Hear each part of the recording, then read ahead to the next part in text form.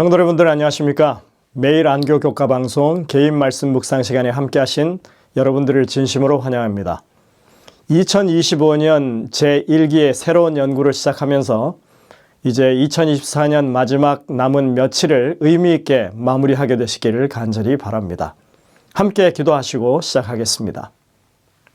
하늘에 계신 아버지 하나님, 저희의 삶을 이끌어 주셔서 오늘도 주님 말씀 앞에 서게 하시고 또 기도하며 주님의 도우심을 간구할 수 있게 하시니 감사를 드립니다.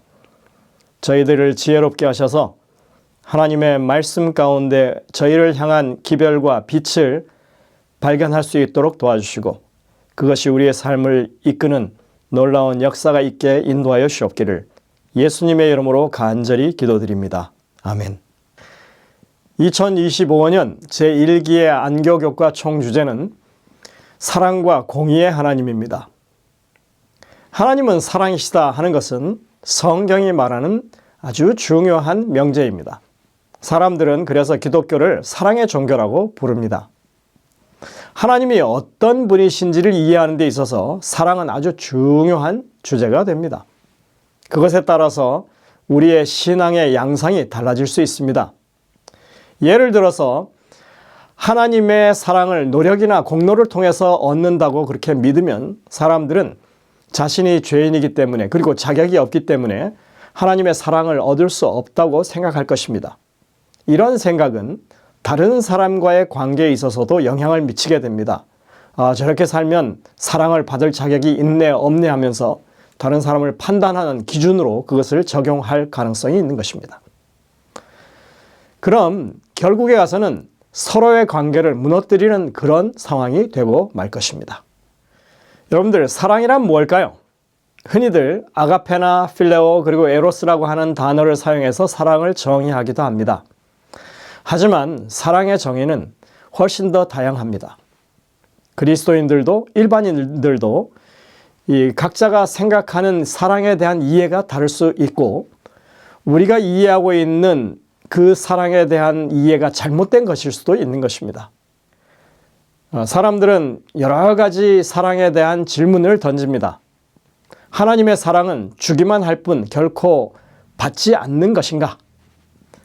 하나님의 사랑은 전적으로 자기 희생적인가? 아니면 하나님도 인간과의 사랑을 통해서 기쁨과 만족을 느끼시는가? 하나님의 사랑에도 감정적인 요소가 있는가?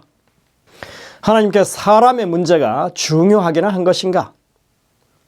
하나님의 사랑을 거절하거나 잃어버릴 수도 있는가? 하나님은 피조물과 상호적인 사랑의 관계를 맺으시는가?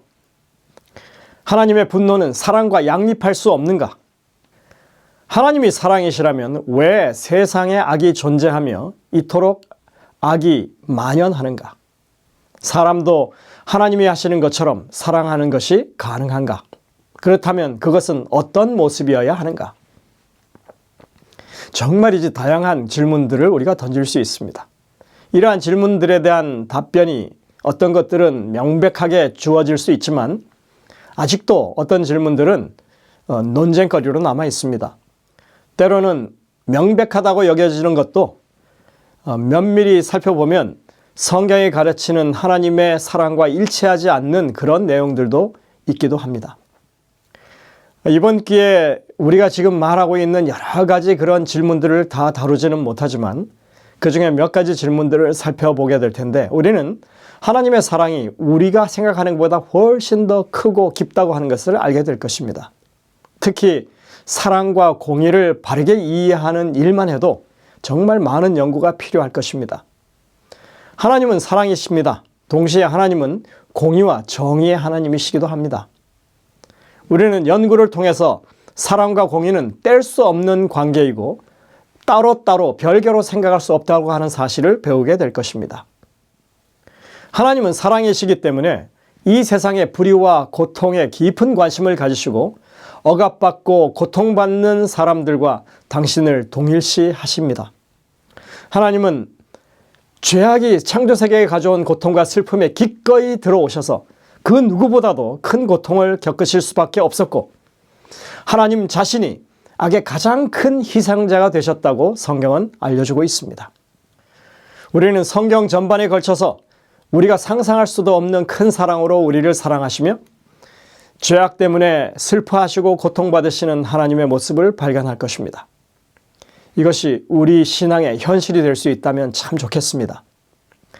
예수님은 이렇게 절규하십니다. 예루살렘아, 예루살렘아, 선지자들을 죽이고 내게 파송된 자들을 돌로 치는 자여, 암탉이 그 새끼를 날개 아래 모음같이 내가 내 자녀를 모으려 한 일이 몇 번이더냐? 그러나 너희가 원하지 아니하였도다. 성경에는 하나님께서 우주의 구석구석까지 사랑을 회복하시기 위해 노력하셨고 또 역사하고 계시는 일에 관한 이야기들로 가득 차 있습니다. 이번 기회에 이 연구를 통해서 우리가 하나님의 사랑에 대해서 더 깊이 또 더 분명하게 깨닫게 되시기를 간절히 바랍니다. 자, 오늘은 제1과 일요일 소지로 가겠습니다. 1과의 제목은 넘치는 하나님의 사랑입니다. 기억절을 보시겠습니다.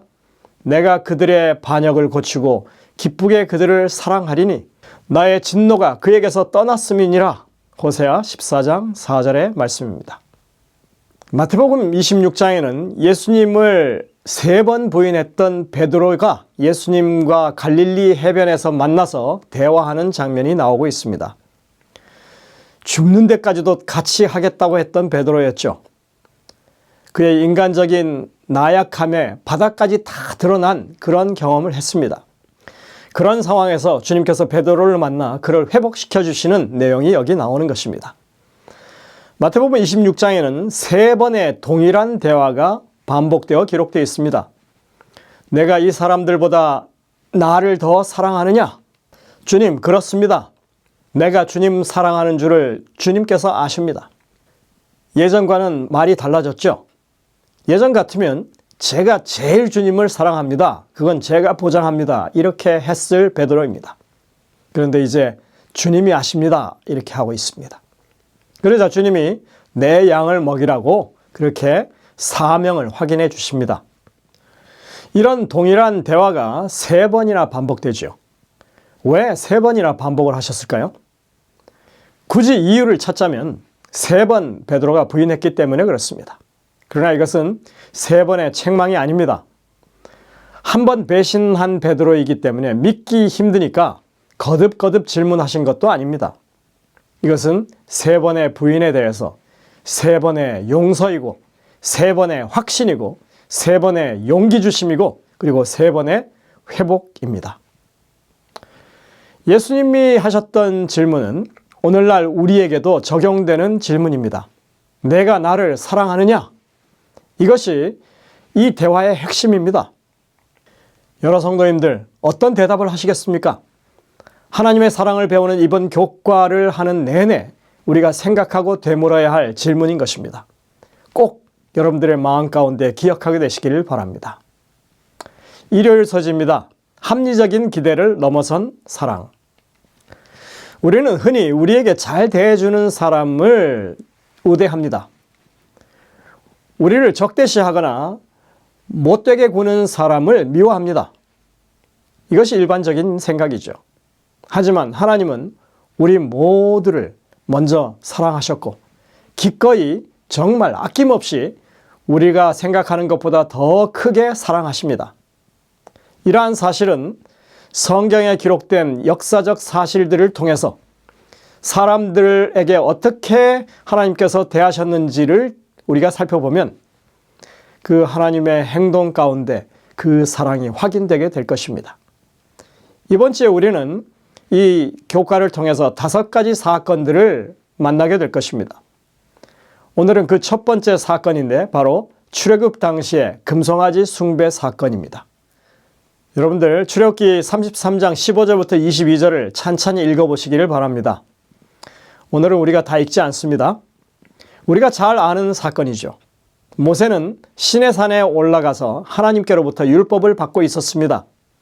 백성들은 그새를 못 참고 금송아지를 만들어서 애굽에서 자신들을 인도하여 낸 신이라면서 우상을 숭배하고 있었습니다.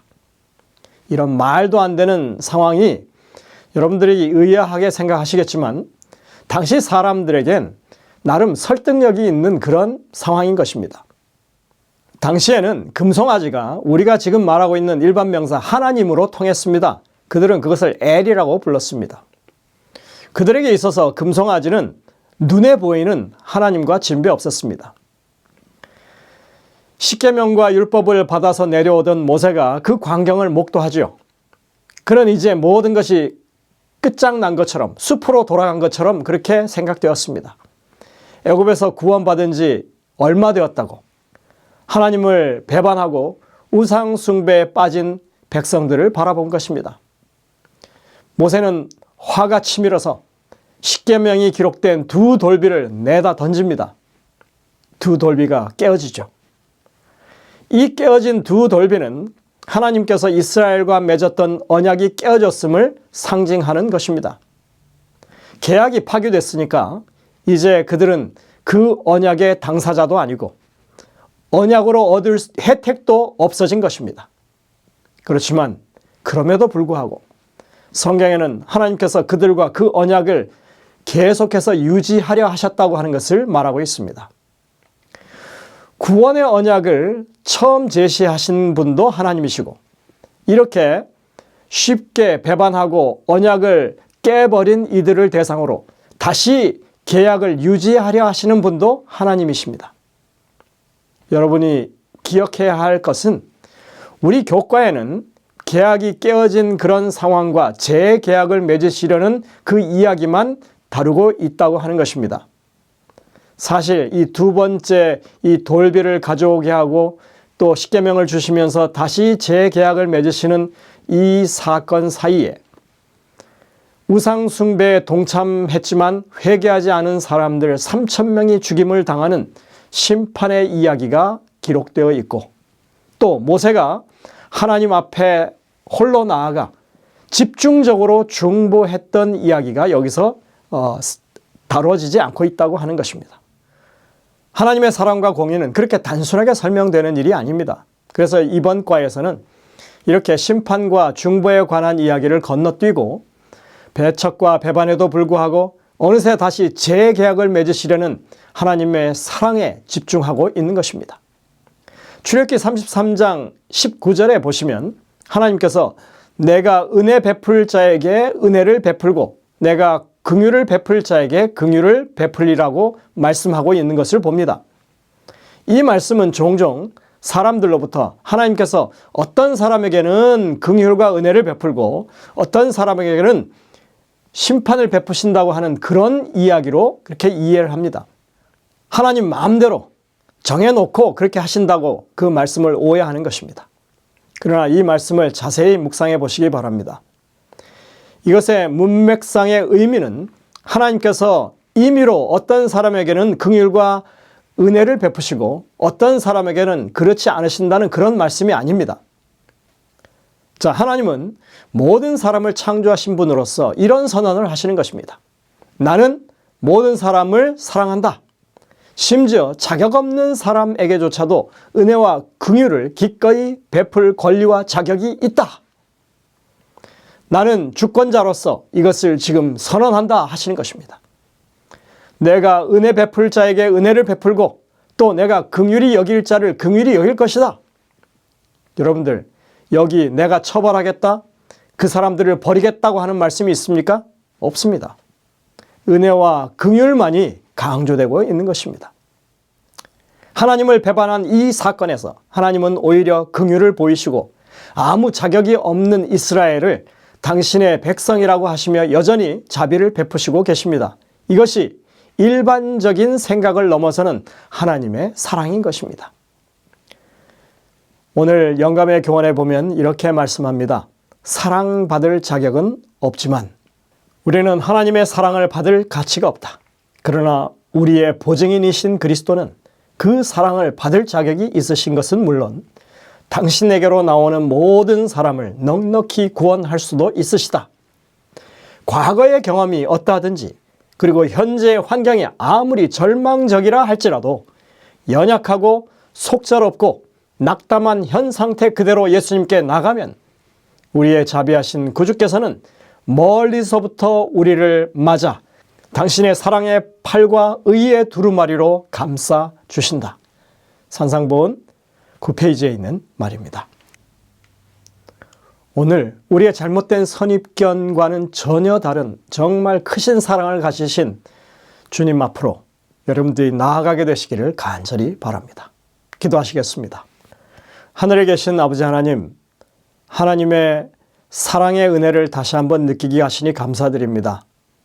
사람들이 생각하는 그런 사랑이 아닌 하나님의 크신 사랑이 우리의 모든 허물을 덮고 감당할 수 있음을 다시 한번 느끼게 하시니 감사드립니다.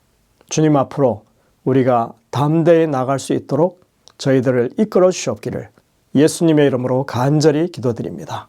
아멘.